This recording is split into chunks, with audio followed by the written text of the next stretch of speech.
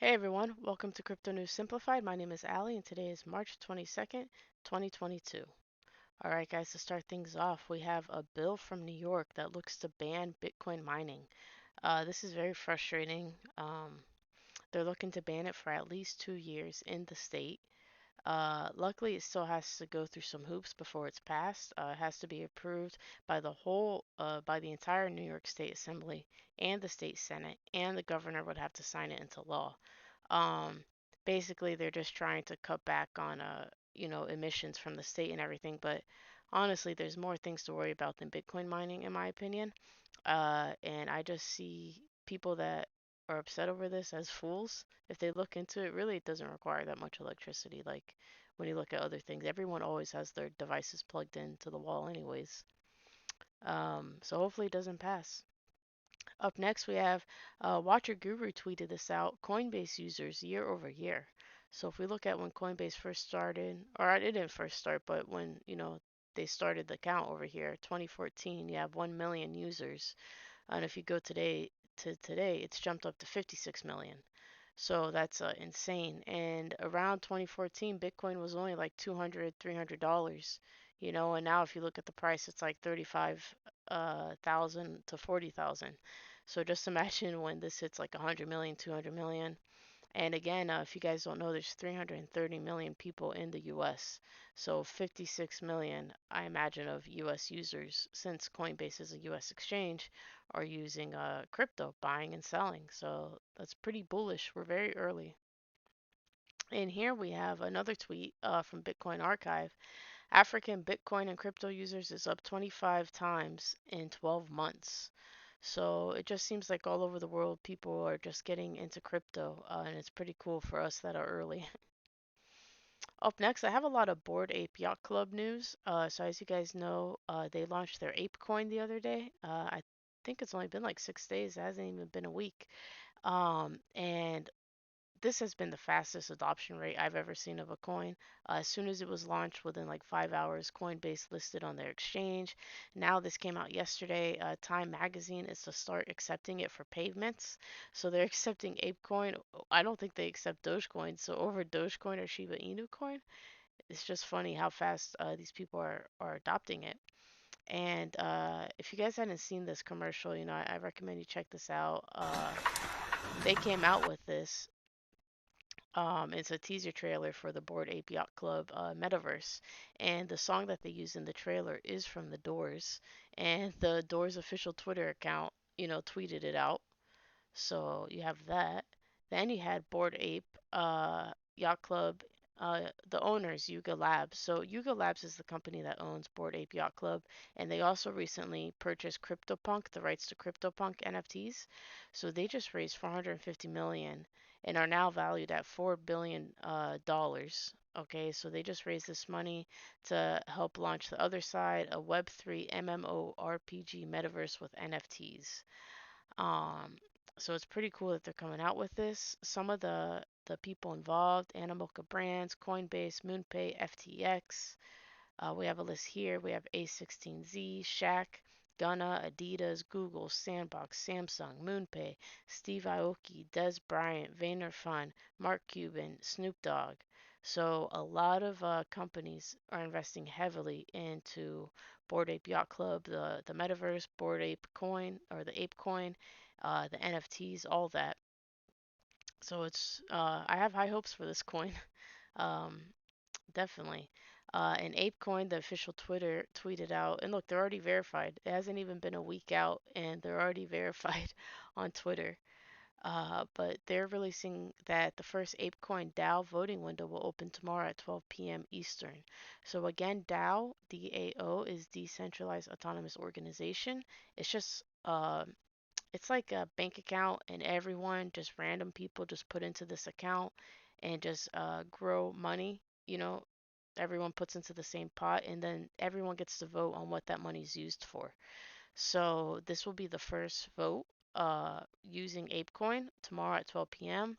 They tweeted more about it. The time frame will be longer than usual, so you have 7 days to cast a vote. Voting will close at 9 p.m. on Wednesday, 3:30. So DAO members will vote on Snapshot, So Snapshot is a voting platform, and it basically just takes a shot of everyone that's holding ApeCoin to allow you access to vote, so that your vote counts. You have to be holding ApeCoin, not, and I'm pretty sure it won't work if you hold it in a centralized exchange. You need to have ApeCoin in a wallet like MetaMask or Trust Wallet, so that you can access Snapshot and place your vote on whatever it is they're voting on.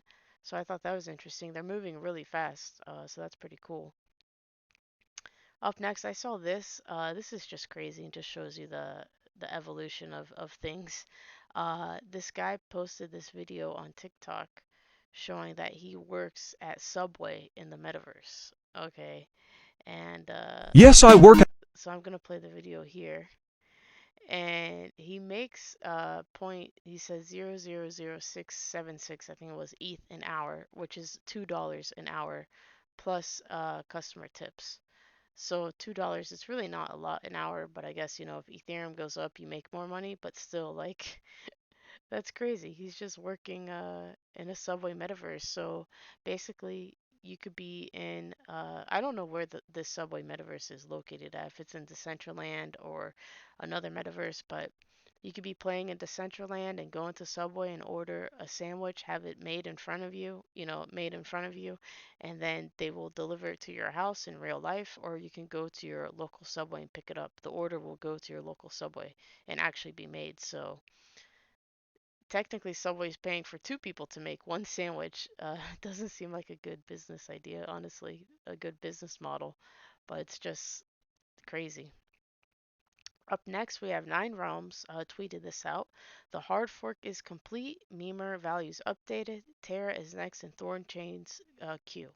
So if you guys don't know about Thorchain, Thorchain is a blockchain that looks to integrate pretty much all of the blockchains so that you could swap directly from chain to chain. So it's different than, like, right now we have wrapped coins. So you have wrapped Bitcoin, wrapped Ethereum. So if you want to use like Bitcoin on Ethereum, you have to wrap it. And basically what you're doing is you're putting the coin Bitcoin, right? Because the coin is just computer code. You're just wrapping it in a protective spaceship so that it can go into the Ethereum blockchain, because Ethereum blockchain is written with totally different computer code. So this allows, the coin to exist in another blockchain. But there's a lot of problems that can arise with wrapped coins. The most recent one was the Solana hack with Wormhole. I believe that used wrapped Ethereum. So this hacker used Wormhole to bridge wrapped Ethereum over to the Solana network.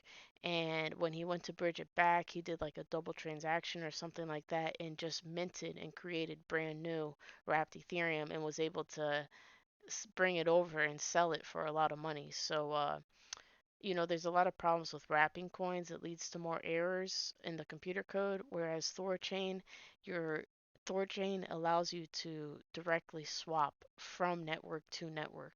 So there's no wrapping. It's a legit swap, and you as a person, you can also put liquidity into Thorchain, into their DEX. So by providing liquidity, you can also make money off of it. So this is really cool. This is a great way to get rid of centralized exchanges, because as of now, the best way to bring one coin to another chain in easy ways through a centralized exchange, or if you have Bitcoin and you want to swap it for Terra Luna, you have to send the Bitcoin back to an exchange like KuCoin and then do the swap there, because there's really no decentralized exchanges that'll take Bitcoin. They only take wrapped Bitcoin. So I hope that all made sense. So now, pretty much Thorchain just added the Luna chain, Terra Luna network to its chain. So now you'll be able to swap directly from Bitcoin to Terra Luna, or from Terra Luna to UST or some other token, so, or cryptocurrencies, excuse me. So yeah, that's really interesting. I'm happy that this went through. Thorchain's really making rounds. If you don't know about it, I recommend you do some research on the chain. But I'm definitely bullish with this move. And up next, we have Algorand announced that they're going to be doing some upgrades involving privacy, speed, and cochains. And again, what they're talking about cochains, they're talking about the ability for the Algorand blockchain to communicate with other blockchains, because each blockchain is its own separate computer code. It's its own set of like rules and transaction history. So they all work completely different from each other. Um, so Algorand's looking to be more immersive into the cryptocurrency world. And the founder, Silvio Micali, he was saying that he believes, and a lot of people believe this, that the future will be multi-chain, that not one blockchain will be like the big daddy that everyone uses, but everyone will use multiple blockchains, and each blockchain will have its own specialty. Um, so that's pretty awesome. So if you're an Algorand fan, I'm sure you'll look forward to these updates they'll be doing. And I definitely love more privacy in cryptocurrency. That's definitely a plus. Up next, we have Crypto.com becomes official sponsor of 2022 FIFA World Cup in Qatar. Excuse me. So, FIFA announced today that they're allowing Crypto.com to become the official sponsor. Um, this is huge news for Crypto.com. They've really been putting themselves into sports. They bought the LA Stadium, Los Angeles Stadium, and converted it into Crypto.com Arena. It was called the Staples Center, yeah. Staples Center, they converted it to Crypto.com Arena for the next 20 years. They got that contract. They partnered with the Australia Football League in a 25 million deal. They signed a $100 million sponsorship agreement with Formula One and inked a 10-year, $175 million sponsorship agreement with the UFC. So they're really putting themselves out there to be like, you know, just a well-known exchange, and they also have their own coin called Crow, CRO, which is super. I think it's like super cheap, like 40, 50 cents right now. So yeah, so Crypto.com is just really looking to be a household name and be involved in a lot of sports, and it's cool that they're branching out. I think they're one of the top exchanges involved in sponsoring teams, more than Binance and more than FTX. Up next, we have BIS joint pilot. Institutions can use CBDCs for international settlements. So this was an experiment that the IBS did, or sorry, BIS, the Bank of International Settlement. They did it involving the central banks of Australia, Malaysia, Singapore, and South Africa. And basically, what they did was they created a platform, and Australia, Malaysia, Singapore, and South Africa all are working on creating their own central bank digital currency, so CBDC. And the BIS acted as the middleman so that you could do international trade with those coins. So it's basically like the BIS acted like a centralized exchange. And, when Australia wanted to send money to Malaysia, it would go through their platform. Um, so I imagine what's going to happen in the future is there will be a World Bank that will set up like the platform, and all these blockchains from all these different countries will be compatible with it, so that countries could do international trade with their own CBDC and not have to rely on one CBDC to rule them all. Um, but I'm sure one main digital currency for the whole world will come eventually. But so yeah, this is, I guess it's cool, but I really don't like CBDCs. But it shows you just how seriously governments are taking cryptocurrency and blockchain technology, and how they're already so far ahead with it, where they're already experimenting with cross-border payments, so it'll be here before we know it, guys. Up next, OECD opens proposal on tax transparency framework for crypto to public comment. So the OECD is an organization with like 60, 70 countries, I forget, and it's about economic cooperation and development. It's similar if you look at UN, like a bunch of countries just get together and just talk about randomness. But in this case, they talk about economic, you know, how to improve each other's economies. So basically, what they want to do right now is open up their discussion on crypto and taxes for public discussion, or public comment, sorry. And because they have a proposal that would require crypto service providers to better identify users and report on certain transactions. Basically, countries are realizing they can't track crypto as well as they would like.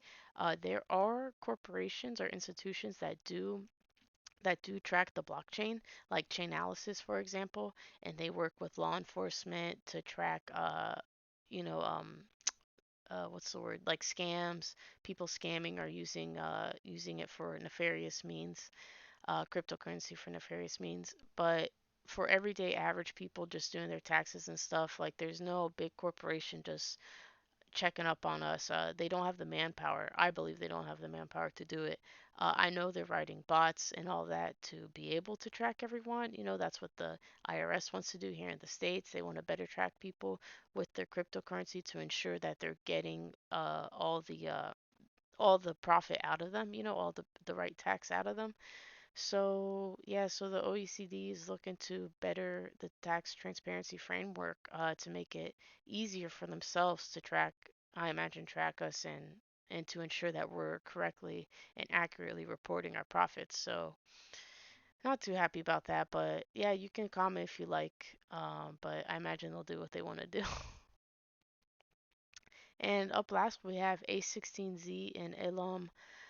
Katie Hahn raises 1.5 billion for two new crypto venture funds. So I don't know who this lady is, but I'm just showing you that, you know, so much money is being put into crypto right now. 1.5 billion being set aside for two new crypto funds, and they will deal with the metaverse. They will deal with Web 3.0. Um, so at least 1 billion is for an acceleration fund. So it looks like they want to get something set up right away and they want to be involved in Web 3.0. So, Han sits on the board of crypto exchange Coinbase and NFT marketplace OpenSea. So, she's going to be starting her own firm focused on crypto and Web3. So, yeah, so institutions are just pumping fist over fist money at crypto. So we're definitely in the early days. The infrastructure is being built. It's just, you know, it takes time. Writing computer code takes a lot of time. And, you know, people got to ensure that there's no errors and everything. So, yeah, that's basically it. I hope you guys enjoyed. Um, you know, to go back to what I was talking about here with Thorchain allowing Luna and UST to to be swapped on their chain for Bitcoin and other currencies. If you guys don't understand how Bitcoin works or how proof of work